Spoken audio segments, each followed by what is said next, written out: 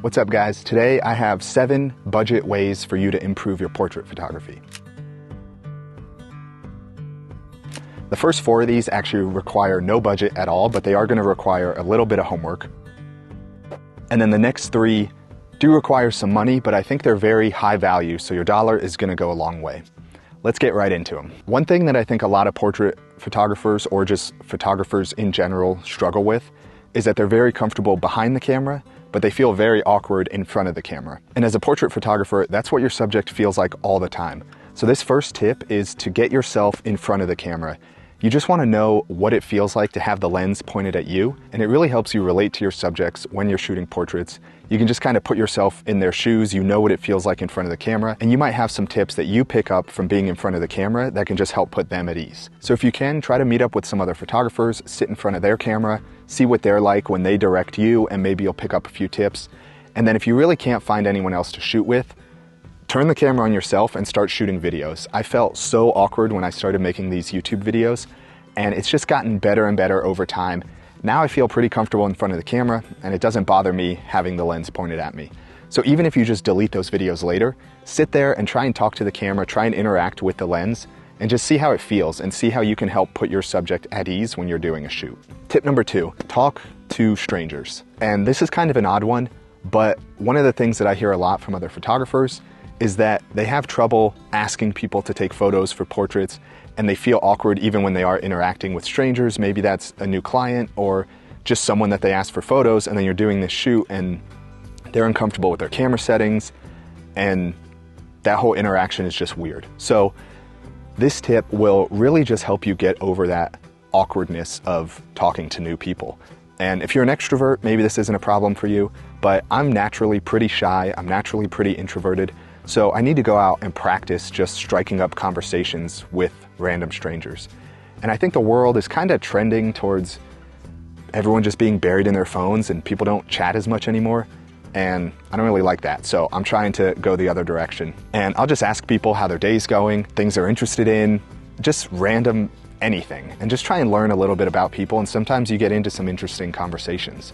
But I think that talking and just kind of getting comfortable with that awkwardness of saying hi to someone new really opens up a lot of doors for asking someone that you don't know for a portrait, or working with a client and negotiating and just being comfortable talking to people, making eye contact, and leading a conversation or just keeping a conversation going so things don't stall out and maybe they get awkward during a shoot when you run out of things to say and then they're just sitting there and you're taking pictures. So this is a really good thing to practice, and this one's just kind of helpful for life in general. It's just a good skill to be able to chat with people, and you never really know where those conversations are going to lead.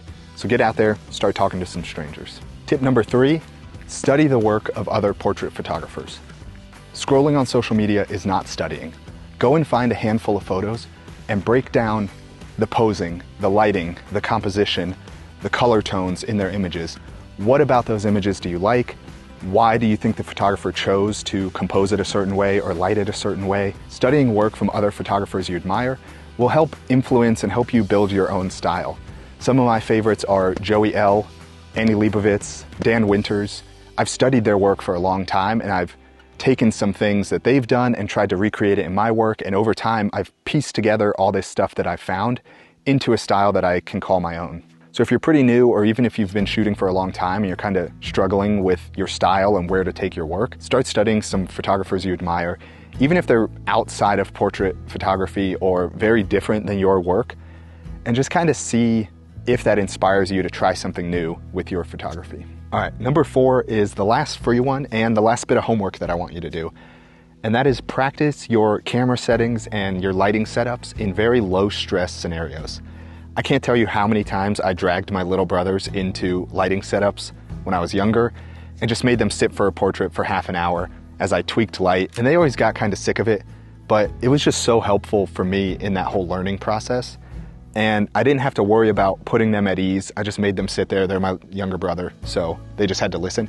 But I was able to practice and get used to camera settings and lighting in those low stress scenarios so that when I do go out, I don't have to focus on that stuff. I can focus on interacting with the subject that's in front of me, and I know my camera settings, I know my light, and I just have a few go-to poses, a few go-to lighting setups that I can just bust out and I don't really have to think about them.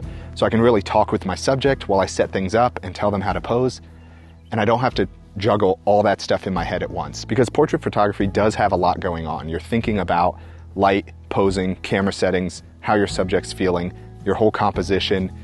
It's a lot to manage all at once, and it's very draining when you're out shooting. So the more that you can get comfortable with some of those things and just make them second nature, you don't have to think about them when you're out on a shoot. You can focus on the other stuff.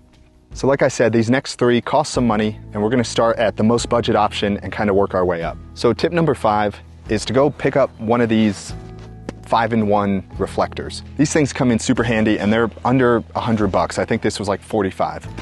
And like those car windshield things, this just pops open. Oh, like that. And it's called a 5-in-1 because it has this shoot-through scrim, and then there are other kind of socks that go over it, and you can get black, you have silver, you have white that you can use to bounce light, or the black can be used as a negative fill to add to your shadows. But I actually really like this shoot through. And look how bad the light is hitting my face. The sun is like right up there. But you put that between your subject and the sun, and then look how soft that light is that's falling on my face now. So obviously you might need some help holding this in place, or you can mount it to a stand if it's not too windy or something like that. But this is super handy for softening that light, or if you're working in the shadows, you can use the silver or the white side to bounce some of that sunlight back into the shadows. And it just helps you shape your light a little bit. No diffuser, diffuser, much better. And then you just fold it up like that. It's pretty easy to travel with. I'm gonna link to that 5-in-1 reflector and all the other stuff I talk about down in the description. Tip number 6 is to pick up a fast prime lens, something like a 50mm f1.8. That's such a classic lens that most camera brands make one for under $200. And that 1.8 aperture is gonna let in a lot of light, and it's gonna give you that nice blurry background that you see in a lot of portrait work. And it just lets you shoot in dim light after the sun sets or early morning light. There's a lot of versatility to a fast prime. And if you're used to using zooms, I think a prime lens will really help your photography in general. It forces you to walk more when you're trying to zoom in or out of your frame. You can't just stand still and zoom and shoot a lot of stuff. So it gets you a little more active, and it really makes you think a little more about your composition. And when you use a prime for a long time, you really start to see in that focal length. And so you can kind of see the image you want to create in your head before you create it. If you're on a crop sensor camera, a 50 is going to be more like a 75mm lens, which is a great focal length for portraits, so you might still want to get that.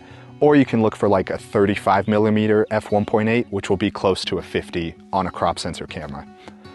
If you're on full frame, I love shooting 50 because I like to include a little more in my environment, but I can still get close and do tighter headshots without things looking too distorted. But maybe you want to go with something like an 85 1.8 if you're just going to shoot tighter portraits and you want a little more of that background separation. So the specific lens isn't as important, but just a fast prime I think will really help improve your portrait photography. And if you really don't have the budget for this, you can take your zoom and just tape it down to one focal length and force yourself to go out on a shoot and only use that focal length, something like 50mm or above, and really just practice with that one and see what happens. Sometimes having those limitations really help unlock some more creativity. Number 7 is the least budget friendly, but I also think that it's the most valuable. And that is investing in the gear and the knowledge that you need to learn off-camera lighting. I absolutely love beautiful natural light. Early in the morning or late in the evening during golden hour, it's really hard to beat natural light. But a lot of times I'm shooting in stuff like this for clients where the sun is overhead and I still need to make things look good. And that's where off-camera lighting comes in. As you look at my portfolio, almost all of my work is shot with at least one light. Some of it's just natural light, but even if your natural light's looking good, a lot of times you can augment it and draw a little more attention to your subject with some off-camera lighting. So most of the work in my portfolio has some sort of light in it. Now, like I said, this option isn't super budget friendly. Probably gonna set you back $500 up to about $1,000. But like I said, it's so valuable to know this stuff. So one of the things you'll need in an off-camera lighting kit is a solid light stand. If you're just gonna dip your toes in this and you're not really sure if you wanna get into off-camera lighting, there's definitely more budget ways to go. You can get a super cheap light stand on Amazon for like 30 bucks. You can probably get like a used speed light off of Facebook Marketplace, or even B&H sometimes has some old used flashes. That might be the best option, and then just get a cheap umbrella for like 30 bucks and you have a decent off-camera lighting kit for maybe 150. But if you know that you want to commit to learning this stuff, I'd recommend a higher quality stand. These Matthews stands will last the rest of my life. This thing was about 150 bucks. They also have one that's not quite so heavy duty for around 100. That would be great for a smaller flash and smaller modifiers. You just have to be careful with those lighter stands. If you're working out in the wind will really knock over any sort of big modifier easily. So I like these heavy duty stands because I'll hang my camera bag from it or hang some weights from it to help hold it in place if I don't have an assistant with me to hold on to it. In addition to light stands, you probably want a couple modifiers for whatever flash you pick, just to help change your light, soften your light. As a budget option, I really love these Photech soft lighters. This thing's under 100 bucks and it's basically, it's a simple lighting umbrella, but once you put it on your flash, it also comes with a face fabric that covers the front. So your light is getting bounced into the umbrella and back out, and then it's going through that front diffusion, which softens it even more. So these things put out surprisingly beautiful light for how budget friendly they are. And I've used these for tons of client work, and the light always looks really good. Now let's get into your light.